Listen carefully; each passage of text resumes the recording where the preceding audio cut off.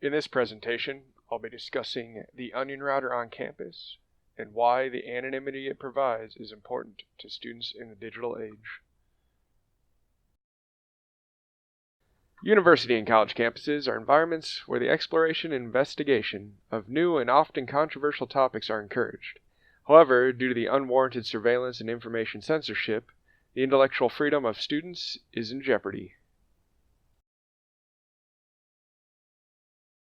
To give a background on the infringements of privacy and intellectual freedom, I'll address two major concerns that affect college students: online surveillance and content censorship.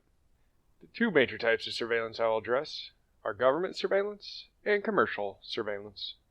Government surveillance has the ability to impact students by using digital fingerprints to track their browsing and other online habits.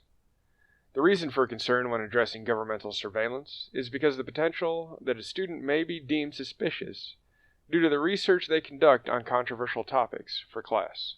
Commercial surveillance consists of programs that not only track the online habits of students, but also their location information. The harm that arises from this surveillance is that a student's location can be tracked whenever they go online, and normal everyday internet use creates absurdly detailed profiles of a user's whereabouts. Content censorship infringes on a student's intellectual freedom and freedom of speech by removing content based on many different reasons, from defamation to local law policy. According to Google, since the launch of their transparency report in 2010, more than 1/3 of all government removal requests have cited defamation as a reason for removal.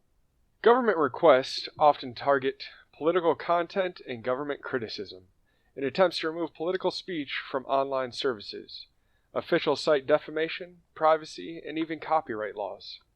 The attempted and sometimes successful removal of this type of content is harmful to a student's ability to not only have their voice heard, but also the ability to become informed about the behaviors of a government based on their criticisms and opinions of the people. To understand the necessity of Tor, we must look into the benefits Tor provides, as well as the variety of people who use Tor. The benefits that Tor provides focuses on online privacy. Tor protects users' privacy by preventing online tracking, by establishing and maintaining location anonymity for users. Tor accomplishes this service by using complex information flow paths to hide the location of the originating request. This anonymity can allow students the ability to research controversial topic material without the worry of tracking programs. Students will also gain the ability to retrieve censored information by essentially hiding their originating IP address to allow them access beyond certain firewalls. To put these benefits into the real-world bigger picture, we will take a look at the variety of people who use Tor. According to the Tor project, the following groups of people use Tor: normal everyday internet users who want their identity protected from online marketers and identity thieves, as well as when they conduct research on sensitive topics such as healthcare information. Journalists who want to keep the identity of their sources anonymous turn to Tor. Law enforcement officials rely on Tor to help conduct sting operations by keeping the identity of their officers anonymous. Since the abolishment of the legal protections for government whistleblowers by the U.S. Supreme Court, whistleblowers have turned to Tor to protect their identities. The U.S. military uses Tor to protect secret information, such as the location of operatives in the field. Lastly, IT professionals use Tor to help them test vulnerabilities in their systems, such as A few reasons that raise concern due to the lack of Tor on campuses are the effects online surveillance and content censorship have on students. According to a research conducted by Shane Dawson in 2006, the impacts of various modes of surveillance on campus included changes in students' browsing behavior and topic selection for projects. Content censorship violates students' intellectual freedom by influencing what is taught in schools, as well as access, or lack thereof, that students have to online resources. According to librarian Jean Brown, censorship is not simply an attempt to control what is taught in the schools, but also an infringement on the legal learning rights of students. Many students may be interested in contributing to the Tor project on campus, but are unsure of how to get the conversation started. The Electronic Frontier Foundation compiled a list of tips from successful efforts to establish an exit or relay node on campus. The first tip from the EFF is to ask your friends and other professors if they know of someone working in the computer science, political science, or journalism department that may already advocate for security or online privacy. Having faculty allies to initiate running a Tor node on campus is essential.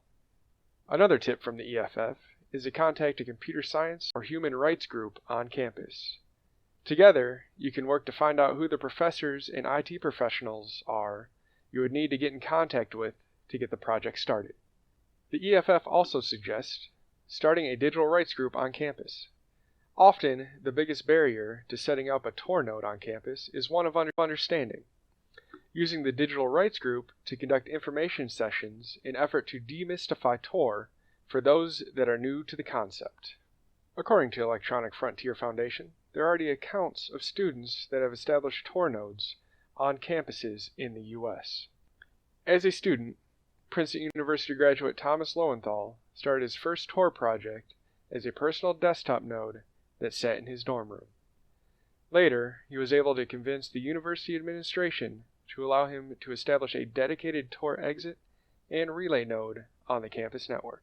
Utah State University graduate Jesse Victors was able to establish one exit node and 4 relay nodes on the campus network.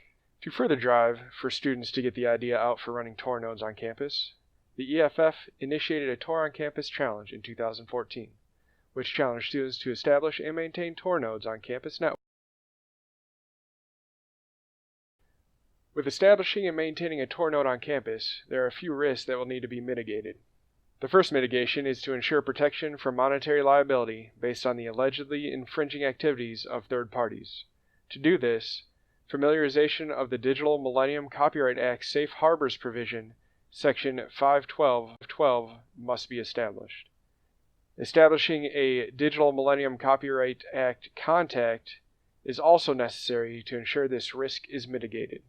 The next concern is security. Having a dedicated IP address assigned to the Tor node will help in establishing policy to control exit traffic that is unwanted. Also, configuring domain name system properties for the Tor node will aid the campus IT department when they conduct network traffic audits. In conclusion, online surveillance and content censorship impact the browsing habits and research topic selection of students. This in turn infringes on the intellectual freedom for students to be able to learn and speak on controversial topics in school. Tor provides a safe haven for students to explore the world outside the confines that are established by governments and corporations that conduct online surveillance and content censorship. There are many supporters of the Tor project, to include the Electronic Frontier Foundation, Freedom of the Press Foundation, and the Free Software Foundation. The first step to establishing online privacy on campus is to get the word out.